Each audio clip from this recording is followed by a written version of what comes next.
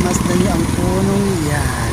Ayan, ay isang puno. Ayan. Ang puno, malago. Ang kanyang mga dahon. Green na green. Ayan, siya ay isang matanda ng puno. Pagmasdan niyo yan. Ayan, ano ang nakikita niyo dyan?